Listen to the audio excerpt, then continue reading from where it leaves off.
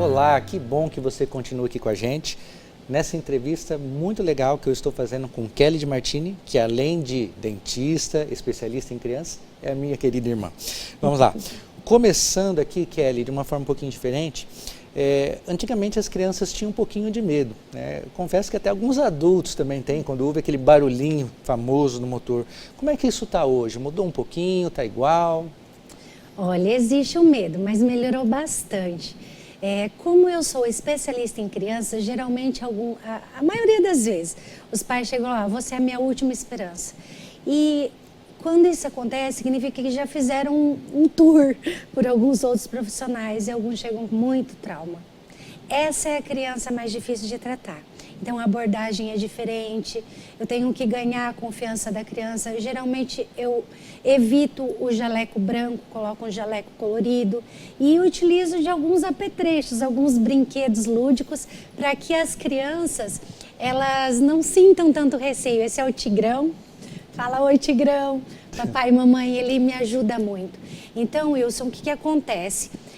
A gente brinca, mostra para a criança o que o dentista faz, coloca o Tigrão, eu trato o Tigrão primeiro na cadeira. A gente tem o bocão com a escova, né, também, que a gente acaba mostrando para a criança onde ela tem que escovar os seus dentes. Para quê? Para tirar esse trauma e esse medo, para que a criança confie no profissional.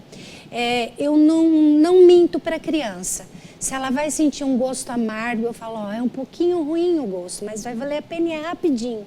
Por quê? Porque eu quero ganhar essa criança. Se ela for sentir algum estímulo doloroso, eu também não minto. Olha, vai ser um pouco ruim. Dá um tempinho para a tia Kelly. Também não usa a palavra doutora. Eu evito dentro do consultório justamente para tirar aquele estigma de médico, injeção, posto de saúde, doença. Ali a gente vai brincar com a boquinha das crianças. Muito bom isso aí, né? E assim, eu já ia até perguntar algumas coisas de como você utiliza isso, né, para poder ajudar nessa questão de orientação e do tratamento das crianças. Mas uma dúvida até que eu tenho, que acredito que muitos pais também têm, é que a gente sabe que o fio dental é muito importante, mas e criança? Como é que fica essa abordagem do fio dental, desses tipos de correções que muitas vezes as crianças precisam fazer também, às vezes de tirar dente antes da hora, por algum outro motivo? Como é que funciona essa questão das correções que as crianças precisam fazer e dos tratamentos que seriam para adultos? Bom, a higienização ela tem que ser introduzida também de forma lúdica para a criança. Eu até falo para o papai e para a mamãe que tem que entrar na rotina. A criança é diferente do adulto. A criança gosta da rotina. Então ela tem que saber que ela não pode dormir sem escovar os dentes. Ela tem que entender que após o almoço tem que escovar os dentes. Embora ela chore, tem que fazer mesmo chorando. Mas não é agressivo, tem que ser tranquilo. Então tá estressado, chegou do trabalho cansado, papai e mamãe, espera um pouquinho, respira, depois vai fazer isso com a criança. Porque tem que passar tranquilidade, é um momento agradável. Funciona muito, eu faço em você, você faz em mim.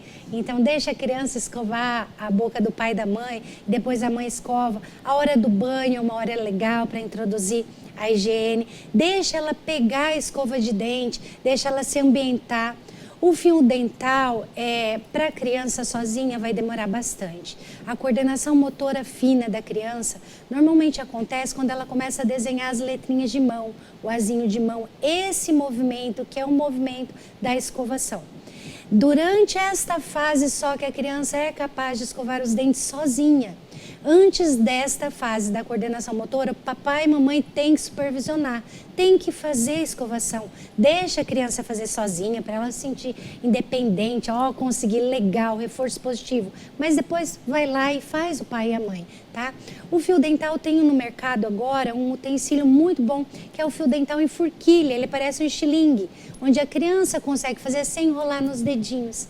E isso é bacana para que a criança entenda, porque se ela tiver o hábito de remoção de alimento do meio dos dentes, quando tiver uma carninha, alguma coisa, ela mesma vai falar, papai, tá ruim, mamãe, tem. E é isso que a gente quer, é introduzir como se necessário, mas não como uma tortura, uma obrigação, uma coisa legal e leve. Muito bom. E nessa mesma linha ali de orientação para os pais, existem pastas de dente que são especiais para o uso para as crianças? ou determinadas idades? O uso da pasta dental depende muito de cada um também, é bem individualizado, porque ela contém flúor. Algumas cidades, a água de abastecimento das casas já vem fluoretada. Então, não é indicado que se use uma pasta com flúor para crianças com menos de 5 anos, porque ela vai deglutir. Tudo na vida, tudo que é em excesso faz mal, né? E até mesmo o flúor, que é um remédio, se ele for em excesso, ele causa a fluorose, que são manchas nos dentes e defeitos no esmalte, que é a parte branquinha do dente. Então, a pasta de dente até 5 anos, enquanto a criança não souber cuspir, o ideal é sem flúor. Mas se ela tiver uma deficiência de cálcio, uma cárie de mamadeira, uma cárie de peito, uma cárie precoce, já é indicado mesmo que ela não saiba cuspir. Por isso é muito importante uma avaliação com o odontopediatra. Procura o dentista, vai instruir o que é melhor para o seu filho naquela fase que ele se encontra. Você comentou na parte que a gente falou anteriormente, que até é interessante a própria mãe, quando grávida já, começar ali, porque a mãe também é responsável pela formação correta dos dentes da criança. Olha que legal. Mesmo. E nessa linha ainda, Kelly, vamos continuar falando o seguinte, existem alguns produtos que alguns adultos usam também, enxaguantes bucais, etc. Isso vale para criança? Dá para usar, não dá? Existem os enxaguatórios bucais para crianças. Nem sempre eu recomendo. Alguns têm cor, né? São corantes, então os corantes devem ser evitados e principalmente nunca usar com álcool, né? O enxaguatório com álcool, ele tem que ser um enxaguatório próprio para criança, sem álcool, de preferência sem corante e não usar todos os dias, intercalar. Onde que ele é mais utilizado? Quando a criança está com algum problema de saúde geral, uma infecção de garganta, ou está com uma estomatite, aquela doença pé-mão-boca que dificulta a higienização, ele serve como um complemento da higiene, mas ele não é obrigatoriamente necessário todos os dias. Muito bem. E assim, mesmo que os pais lá com crianças pequenas não percebam nada de alterado, nenhuma cárie, não queixa-se de dor, com que período normalmente seria recomendado passar por uma avaliação com o dentista? A avaliação ao dentista pelo menos a cada 6 meses, né? Então eu indico que se vá ao dentista 2 vezes ao ano. Voltando a dizer que são individuais, tem casos que eu preciso ver todo mês. Tem casos que eu vejo toda semana, que são aqueles que não conseguem escovar os dentes sozinhos, que têm deficiências nas mãozinhas, embora a gente tenha adaptadores. Isso a gente vai criando, né? Com o hábito e com o costume com pacientes com deficiência. Eu já cheguei a colocar a luva de bicicleta encaixado na escova para que o paciente com deficiência cerebral ele conseguisse ele mesmo escovar. E quando ele ganha essa autonomia, é uma delícia para ele, é uma delícia para os que cuidam e para a gente que é profissional. Então, não esperar ter dor. Eu acho que esse é o principal start, porque a criança, quando ela vai a um local com dor, todas as vezes que ela for, ela vai relacionar aquilo que ela sentia. Então, prevenir e antes, bem antes de sentir dor. Muito bem. Existem casos que crianças precisam retirar dentes, fazer tratamento com aparelhos. Isso também já acontece nas crianças? Sim, e bem comum. Existem crianças que nascem com dentes, né? São os dentes neonatais, eles atrapalham a amamentação. Existe uma outra patologia que é a pérola de Epstein. Parece dentinhos na boca da criança recém-nascida, que também tem que ter um diagnóstico. Existe aquelas crianças que nascem o dente permanente e o dente de leite não cai. Isso está muito comum hoje em dia. Antigamente as crianças comiam fruta do pé, a carne saía rasgando a coxinha de frango, era mais ou menos assim. E hoje é tudo muito picadinho, processadinho, a maçã é picada, a manga dificilmente você chupa no caroço. E isso tem deixado esses dentes mais firmes na boquinha da criança. E a queda, a mobilidade, onde vai amolecendo, fica mais difícil. Então, normalmente é o profissional que tem que remover esse dente permanente para o local, porque ele serve de obstáculo. E aí que eu falo, se você não levou antes para fazer uma prevenção, para conhecer o odontopediatra, chega lá já para extrair um dente, eu vou precisar anestesiar. Anestesia é a beliscadinha, é a formiguinha, né? E a criança não vai entender a dor. Então, muitas das vezes, nessa hora, o profissional tem que ter um tato todo para que não traumatize a criança, mas é muito comum hoje em dia. Tem o piquezinho no freio da língua, quando ela vem presa no lábio, e o aparelho, que também é uma questão de uso e costume. Hoje se usa, a gente percebe que os dentes estão nascendo um em cima do outro, Wilson. Por quê? Porque não está estimulando esse crescimento. E é a mastigação que faz isso. A amamentação é muito importante também.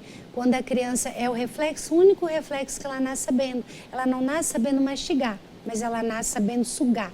E esse movimento de sugar faz o crescimento da mandíbula. Para quê? Para que não falte espaço para os dentes. Então, tudo é muito importante. E a avaliação odontopediátrica, ela fala isso para a mãe e para o pai. Por isso, a importância de levar o mais cedo possível.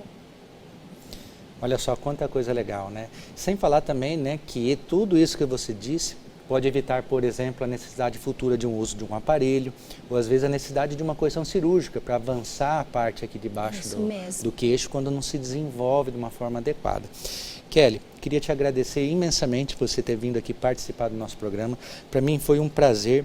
Gostaria que você dissesse para o pessoal onde eles podem te encontrar. Eu sei onde eu posso te encontrar, mas o pessoal ali não sabe, então diga onde eles podem te encontrar, porque eu tenho certeza que quem precisa de atendimento com pacientes especiais e crianças, não tem melhor profissional do que você. Bom, para mim é uma honra estar participando deste programa, falando de saúde, que sem ela a gente não vai e não chega a lugar nenhum, principalmente a esses pacientes que eu amo cuidar, que são meus pacientes crianças e com deficiência. Vocês podem me achar no CISVAP, lá no CISVAP eu sou dentista há 21 anos. Onde fica o CISVAP? Fala o CISVAP fica em Colorado, é um consórcio, geralmente eu posso atender quem é da região só, né? É intermunicipal, então eu atendo todas as APAES da região, Lobato, Paranacite, Nossa Senhora das Graças, todos estão indo a Colorado pelo CISVAP. E também eu tenho uma clínica particular, inclusive somos sócios e trabalhamos juntos. Aqui é a família olho por olho, dente por dente. E nessa clínica eu cuido de crianças, e aí é desde 0 idade até 80. A minha mais velha tem 86 anos, ela tem Alzheimer. E vocês serão muito bem-vindos. Ela fica em Colorado, na rua Pernambuco 770. O telefone lá é 44997 57 55 30.